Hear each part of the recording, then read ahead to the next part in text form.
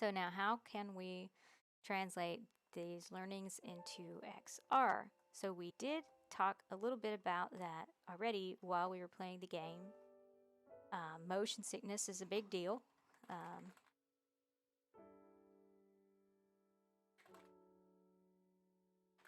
In VR and in XR.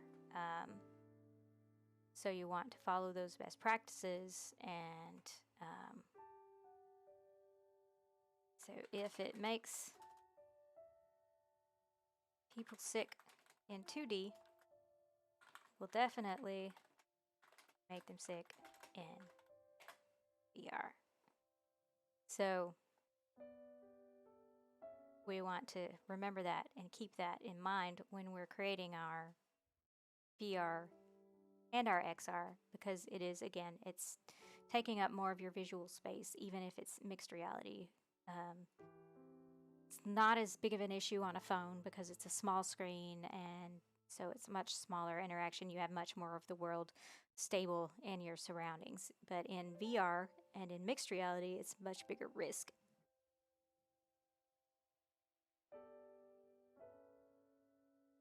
VR and MR, mixed reality headsets.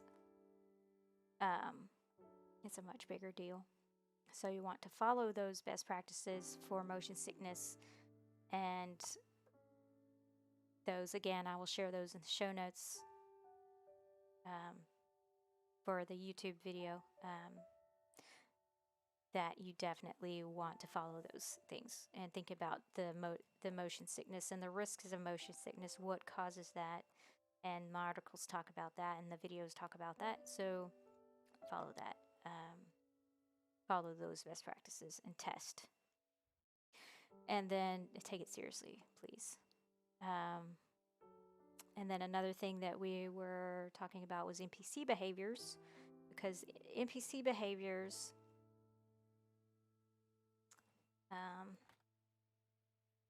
are it's much more important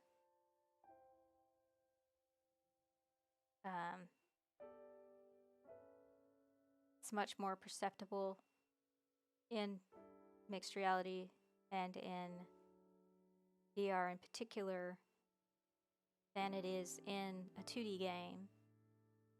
Weird Mpc behaviors in a 2D game is a lot more forgivable, because you're getting into that when you're in a VR experience, you're immersed in it, and the NPCs are the same size as you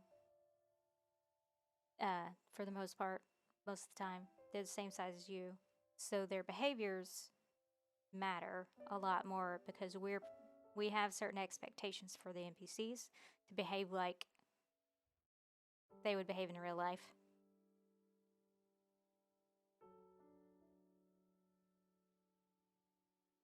Proper NPC behaviors.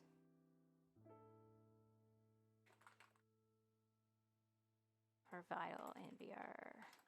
So you want to remember that and keep that in mind, because we are immersed. And for example, there was a experience that I was working on, and it was when we were still new to it, new to dealing with NPCs in games in VR, and you don't think about it as much, because if you're coming from a 2D background, and yeah, again, it's not as big of a deal in 2D games as it is.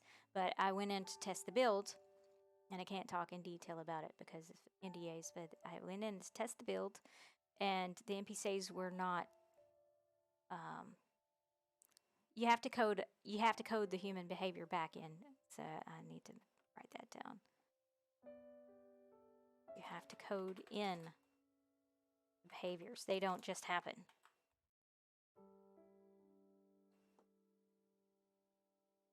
You have to code them back in.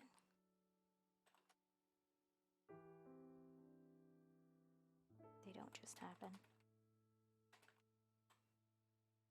So I was testing this build, and the NPCs were talking to each other, but they were expecting a response from me, but they wouldn't look at me. And yeah, it's a NPC, so what does it matter? But actually, when you're in there and you're experiencing it in real life, and big as life, and there are people talking to each other, and they're talking to you, but they won't look at you, that gives you a certain psychological and emotional feeling. And that told me I'm being ignored, I'm being disregarded. And so you really want to pay attention to the behaviors of your NPCs in your games to act and behave like they would in real life. And yeah, so if that was what you were going for, to make the person feel ignored because maybe you're doing an empathy video for something, and there are empathy experiences out there where you can put yourself in someone else's shoes and experience life the way that they do. And so in that case, then yeah, you would want them to ignore you because that's what's happening in real life. But if that's not what is supposed to be happening, you want to make sure that your NPCs are behaving properly and realistic the way they would in real life. So it's very important, and you have to code that back in. It's not something that just comes out of the box. You have to pay attention to it and code it in, which doesn't happen as much in 2D games, but it's vital in immersive experiences. So another thing, the NPC behaviors, and then we wanted to talk about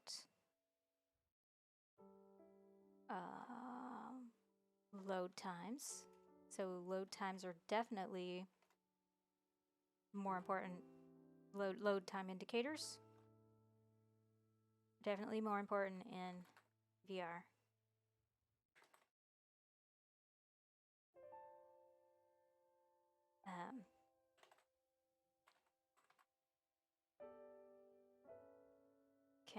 Since you're immersed,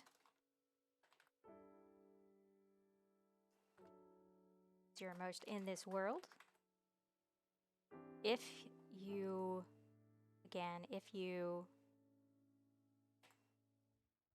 no indication, if screen just goes black,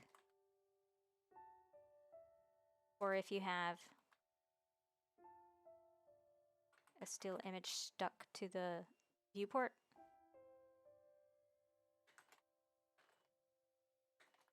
makes you feel like it froze. And it can also cause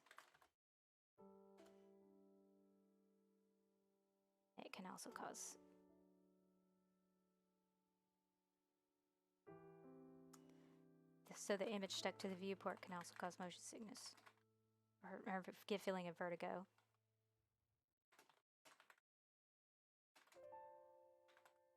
Especially if there's performance issues.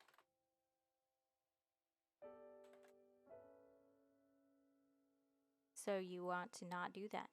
And so I talk about that in the load time article. I haven't done the video yet. That's one that I'm going to be doing this month. And if you want early access to that, you can become a patron to get early access to the videos that I make. But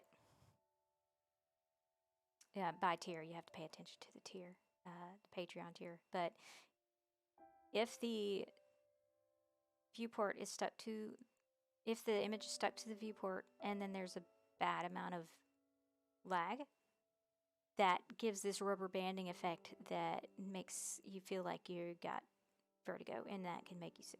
So the load time indicator is very important to the immersive world. Besides you feeling like something froze, which happens a lot in VR already, so that's where their brain's going to go. You don't want them taking off the headset and quitting the game because they thought that it froze. And another thing that we were thinking about was this whole... So how would you translate this into VR versus mixed reality? There's going to be different things, and we talked about it a little bit last week. And we talked about there are some, and so one of the things we're going to be doing is playing VR experiences to see how they've solved the problem. I currently only have one platformer in VR, but it's an absolutely excellent platformer in VR that we're going to study in a few weeks. to see how they solve the problem.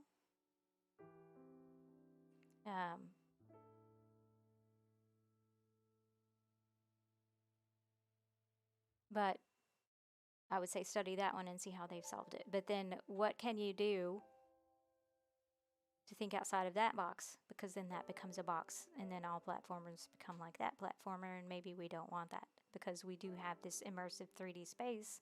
What can we do with that? And there are the pros and cons of going first person in the VR platformer versus doing it the way this game did it. And the game I'm talking about is Moss, because they still have third person, so that you're not attached to the camera, which is reducing that motion sickness.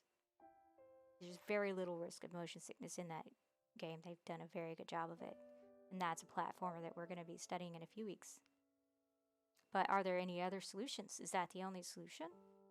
I hope that's not the only solution, and so that's where we want to think about what are the possibilities here. And I'm wanting y'all to think about what are the possibilities here. Don't put it on just me to think about that. I want you to think about it. What are the possibilities for platformers that solve these problems of motion sickness and reducing motion sickness and making sure that the NPCs are behaving well and so forth and so on? That major issue of that's going to come up in platformers in VR is motion sickness. So how do we solve that? And that is all I can think about for today. So thanks again. Thank you. If you like what you see, please do follow. And if you're watching this on YouTube later, like and subscribe. If you want to continue seeing this, there are multiple ways to support. If you are have funding issues, the free way of helping is to like, subscribe, share, tell your friends, tell your colleagues, and like, subscribe, follow.